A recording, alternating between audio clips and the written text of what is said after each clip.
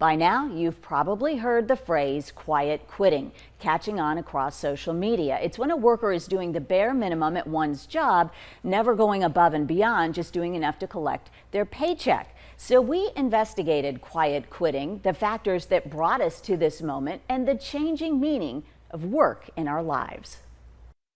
I shouldn't be expected to do more than my job.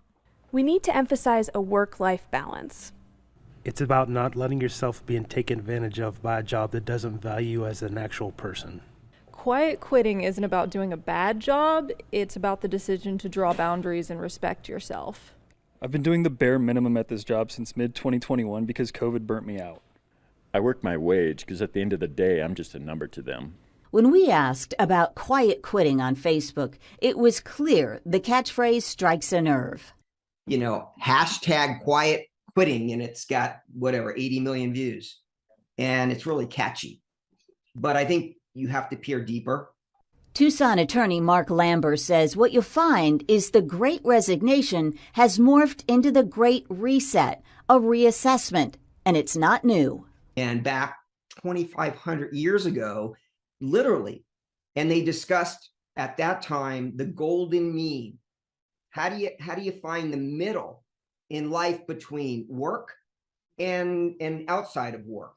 But this time it was brought on by, you guessed it, the pandemic, which gave workers time to reevaluate. It's rare in life you get an opportunity to kind of get off the treadmill. People are off on their own and don't feel the love, don't feel the connectivity.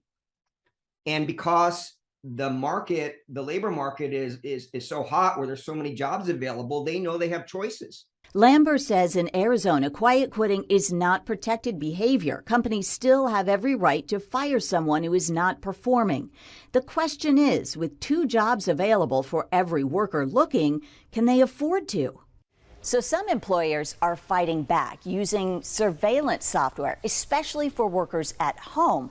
They can do things like count keystrokes or take screenshots, and that has sparked a new TikTok trend of using these little mouse jigglers. They ever so slightly keep the cursor moving, counting as a keystroke even when a worker's long gone. That lack of trust isn't healing any workplace wounds, quite the opposite.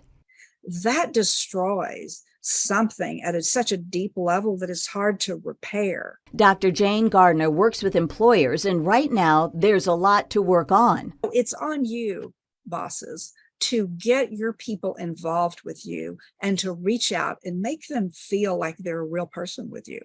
A key word from experts is engagement, and it starts at the top. It's much harder for workers to disengage when the boss stays actively and positively involved. Many times an employee is ready to give that help. They're just never asked. So ask them and get them involved. She says bosses should be specific and generous with praise and know something about their employees. If yours isn't, Dr. Jane says quiet quitting is not the answer. Look for a job you're passionate about, and then you can actually quit. If you can't leave right now, do your best to pinpoint what attracted you to the job in the first place and talk to your boss about refocusing, keeping in mind that not all the responsibility lies with the employer. Quiet quitting means you're not communicating. So you're probably not going to get what you want either way. Get out there and at least try something. In other words, be louder, not quieter. COVID has changed a lot. It's changed the power dynamic. Employees have more power now. They're trying to give a message. And I think employers ought to hear that we're not being heard. We're not feeling valuable nor significant to you, and we will move on. For all the talk of quiet quitting, a new catchphrase is now making the rounds: quiet firing. Workers beginning to share stories of retaliation as bosses leave seemingly quiet quitting workers out of important discussions or assignments.